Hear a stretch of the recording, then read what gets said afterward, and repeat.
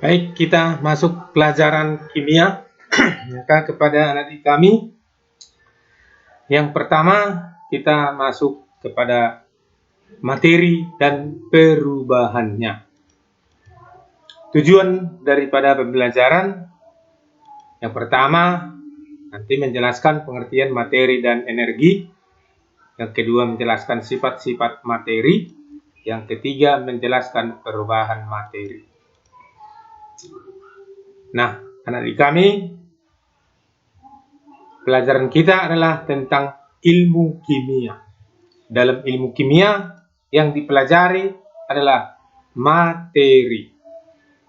Apa itu materi? Materi ada sifat-sifat materi, ada perubahan materi, ada energi yang menyertai perubahannya. Maka anak didik kami, kita masuk kepada materi dan energi. Materi dan energi tidak sama. Berarti beda. Bahwa energi ada nanti di dalam materi. Nah, pertama tentang materi. Materi adalah segala sesuatu yang memiliki massa dan menempati ruang. Contoh, batu, kayu, belerang, balon udara, tabung gas, kue. Nah, inilah beberapa contoh tentang materi. Energi. Energi kemampuan melakukan kerja atau usaha. Energi tersimpan dalam bentuk materi. Energi dapat digolongkan ke dalam energi kinetik dan energi potensial. Jadi energi tidak dapat dimusnahkan dan tidak dapat diciptakan. Dia sudah ada. Hanya energi itu bisa berubah dari bentuk yang satu ke bentuk yang lain. Misalnya gas LPG, dia bisa berubah menjadi api. Baru kita masuk ke sifat-sifat materi. Apa itu sifat-sifat materi? Ada 4. Yang pertama, sifat kimia. Yang kedua, sifat fisis. Yang ketiga, sifat intensif. Yang keempat, sifat ekstensif. Maka anak-anak masuk kita satu persatu. Apa itu sifat fisis?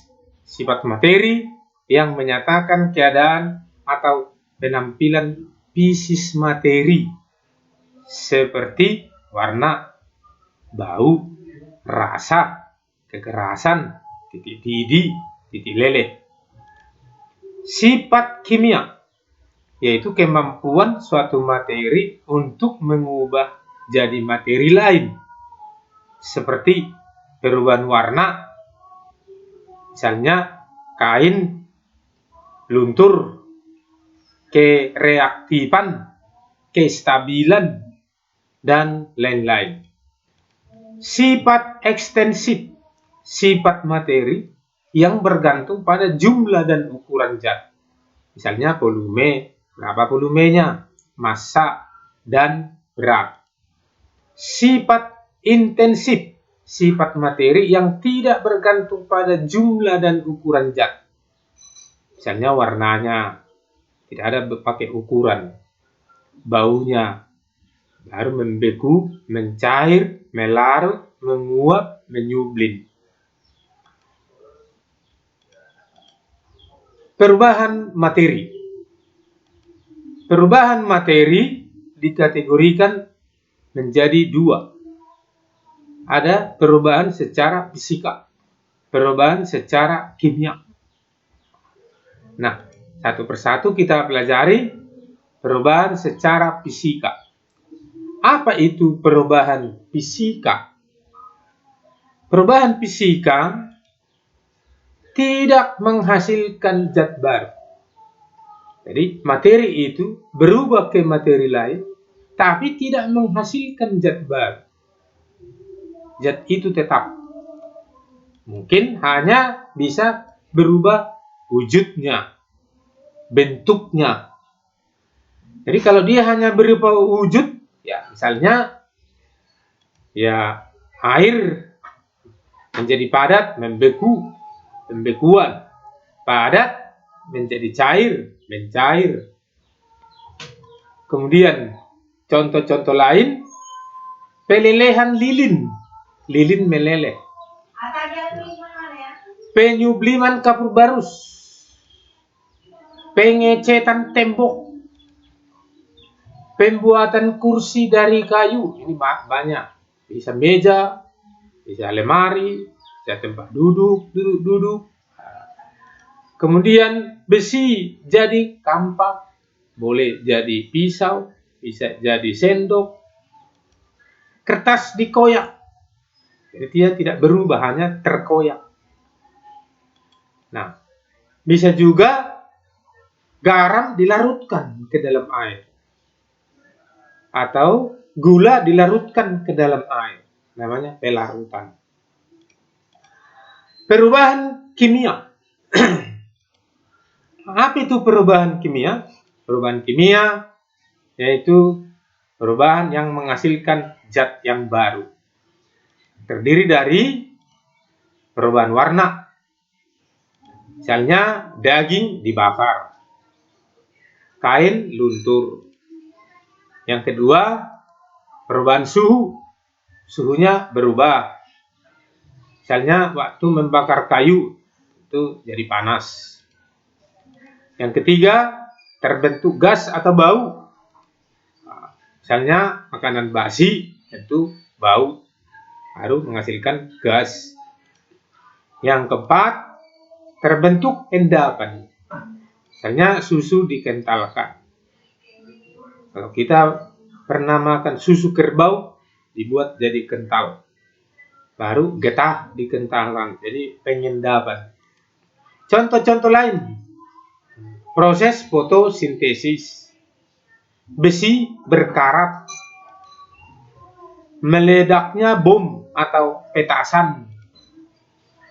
Proses peragian, misalnya mengubah ubi menjadi tape, kacang-kacangan kedelai menjadi tempe, tahu. Makanan membusuk, perubahan warna itu tadi. Proses pernapasan. Waktu kita bernapas terjadi perubahan kimia. Perubahan kimia dalam kehidupan sehari-hari yaitu sering kita lihat, yaitu proses pembakaran, karena kita sering membakar dengan oksigen. Bakar kayu, bakar kertas, bakar sampah, bakar segala macam. Tapi ada tabung, tambah di dalam tabung itu oksigen, maka nanti akan terbentuk api. Kemudian perkaratan atau korosi, berkarat. Jadi di rumah kita besi-besi yang ada, misalnya pagar, pintu, kemudian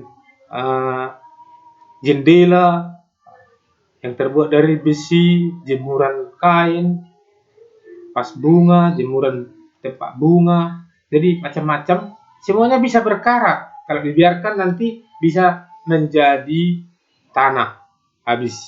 Maka perlu ada pencegahan. Cara mencegahnya, pertama mengecat, dicat, melumuri dengan oli atau minyak gemuk, dibalut dengan plastik, pelapisan dengan timah, pelapisan dengan krom. Jadi misalnya sendok, kalau langsung dibuat dari aluminium nanti bisa bengkok-bengkok. Maka harus dibuat dari besi, baru dilapisilah dengan aluminium, atau dilapisi dengan timah, atau dilapisi dengan krom, sehingga keras. Galvanisasi.